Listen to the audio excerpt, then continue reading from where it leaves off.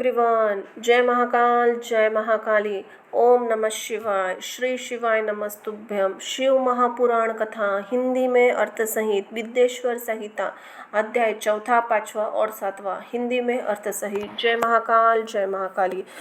अध्याय 4 सतकुमार व्यास संवाद। सूत जी कहते हैं, हे मुनियों, इस साधन महात्म्य को बताते समय मैं एक प्राचीन वृत्तांत का वर्णन करूंगा, जिसे आप ध्यानपूर्वक सुने। बहुत पहले की बात है। पराशर मुनि के पुत्र मेरे गुरु व्यास देव जी सरस्वती नदी के तट पर तपस्या कर रहे थे। एक दिन सूर्य के समान तेजस्वी विमान से यात्रा करते हुए भगवान सतकुमार वहां आ पहुंचे। मेरे गुरु ध्यान में मग्न थे। जागने पर अपने सामने सतकुमार जी को देखकर बड़ी तेजी से उठे और उनके चरणों में स्पर्श करके उन्हें अर्घ्य देने योग्य आसन पर विराजमान किया। प्रसन्न होकर सतकुमार जी गंभीर वाणी बोले, मुनि, तुम सत्य का चिंतन करो। सत्य तत्व का चिंतन श्रेय प्राप्ति का मार्ग है। इसी कल्याण का मार्ग प्रशस्त होता है। यही कल्याणकारी है। यह जब जीवन में आता है तो सब सुंदर हो जाता है। सत्य का अर्थ है सदैव रहने वाला। इस काल का कोई प्रभाव नहीं पड़ता। यह सदा एक समान रहता है। सतकुमार जी ने महर्षि व्यास को आगे समझाते हुए कहा, महर्षि, सत्य पदार्थ भगवान शिव ही है। भगवान शंकर का श्रवण, कीर्तन और मनन उन्हें प्राप्त करने के सर्वश्रेष्ठ साधन है। पूर्व काल में मैं दूसरे अनेक साधनों के भ्रम में पड़ता घूमता हुआ तपस्या करके मंदिराचल पर जा पहुंचा। कुछ समय बाद महेश्वर शिव जी की आज्ञा से सबके साक्षी तथा शिव गणों के स्वामी नंदिकेश्वर वहां आए और उन्होंने स्नेहपूर्वक मुक्ति का साधन बताते हुए बोले, भगवान शंकर का श्रवण, कीर्तन और मनन मुक्ति का स्रोत है। यह बात मुझे स्वयं देवादिदेव भगवान शिव ने बताई है। अंत ही तुम इन्हीं साधनों का अनुष्ठान करो। व्यास जी ने ऐसा कहकर अनुगमनियों सहित सतकुमार ब्रह्मधाम को चले गए। इस प्रकार सारा वृत्तांत संक्षेप में के रूप में वर्णन किया है। ऋषि बोले, सूत जी, आप श्रवण, कीर्तन, मनन को मुक्ति का उपाय बताए हैं, किंतु जो मनुष्य इन तीनों साधनों में असमर्थ हो, वह मनुष्य कैसे मुक्त हो सकता है? किसी कर्म के द्वारा बिना यज्ञ के ही मोक्ष मिल सकता है? अध्याय 5 शिवलिंग का एक रहस्य, एक महत्व। सूत जी कहते हैं, हे शौनिक जी, श्रवण, कीर्तन और मनन जैसे साधनों को करना प्रत्येक के लिए सुगम नहीं है। इसके लिए योग्य गुरु आचार्य चाहिए। गुरु मुख से सुनी गई वाणी मन को शंकाओं को द्वंद्व करती है। गुरु मुख से सुने शिव तत्व द्वारा शिव के रूप स्वरूप के दर्शन और गुणानुवाद रसाभूति होती है, तभी भक्त कीर्तन पाता है। यदि ऐसा ना संभव हो तो मोक्षार्थी को चाहिए कि भगवान शंकर के लिंग एवं मूर्ति की स्थापना करके रोज उनकी पूजा करे।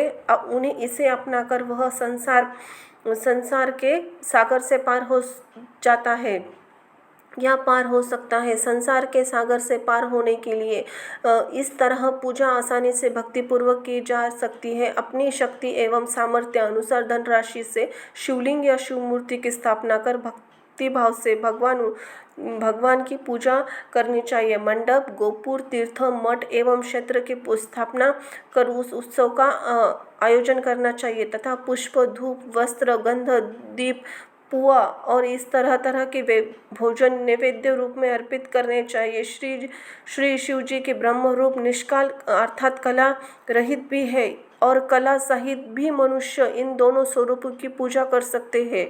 भगवान शंकर जी को ब्रह्म पदवी प्राप्त है। कला पूर्ण भगवान शिव की मूर्ति पूजा भी मनुष्य द्वारा की जाती है और वेदों ने भी इस तरह की पूजा की आज्ञा प्रदान की है।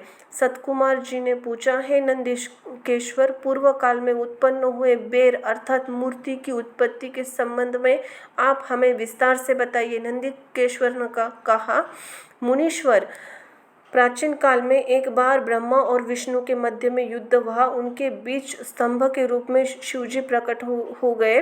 इस प्रकार उन्होंने पृथ्वी का संरक्षण किया। उसी दिन से महादेव जी का लिंग के साथ ही मूर्ति का पूजन जगत में प्रचलित हो गया। अन्य देवताओं के साकार अर्थात मूर्ति पूजा होने लगी, जो कि अभिष्ट फल प्रदान करने वाली थी, परंतु शिवजी के लिंग और मूर्ति दोनों ही पूजनीय है। अध्याय 6 ब्रह्मा और विष्णु युद्ध।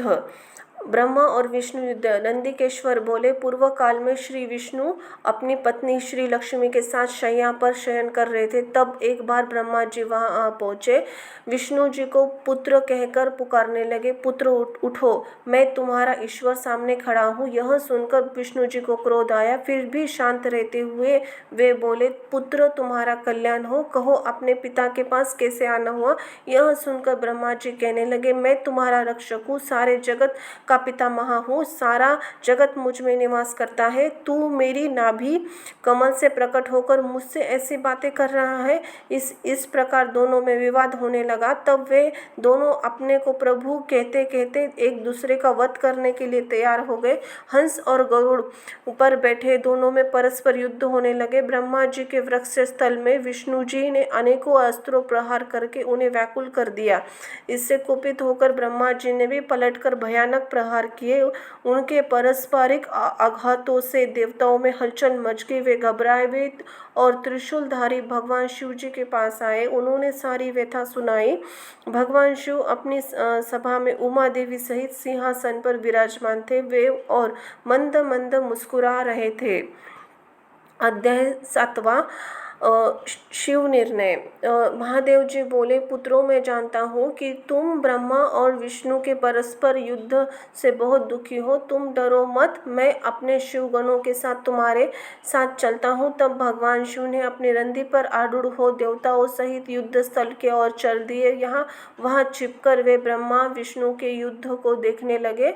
उन्हें जब यह ज्ञात हुआ कि वे दोनों एक दूसरे को मारने की इच्छा से माहेश्वर और पशुपात अस्त्रों का प्रयोग करने जा रहे हैं, तो वे युद्ध शांत करने के लिए महाअग्नि के तुल्य एक स्तंभ के रूप में ब्रह्मा और विष्णु के मध्य खड़े हो गए।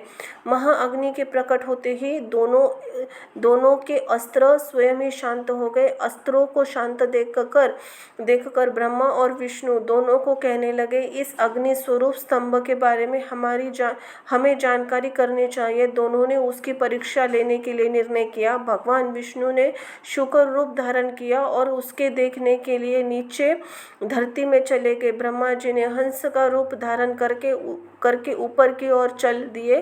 पाताल में बहुत नीचे जाने पर भी विष्णु जी का स्तंभ अंत में नहीं मिला। अंत वे आपस में चले आए। ब्रह्मा जी ने आकाश में जाकर केतकी का फूल देखा। वे उस फूल को लेकर विष्णु जी के पास आए। विष्णु जी ने उनके चरण पकड़ लिए। ब्रह्मा जी ने छल को देखकर भगवान शिव जी प्रकट हुए। विष्णु जी की महानता से शिव जी प्रसन्न होकर बोले, हे विष्णु जी, आप सत्य बोलते हैं। अंत में आपको अपनी समानता का अधिकार देता हूँ। जय महाकाल, जय महाकाली, आदि शक्ति उदय उदय। जय हो शिव शिव शंभो। ओम नमः शिवाय, नमो नमः। धन्यवाद।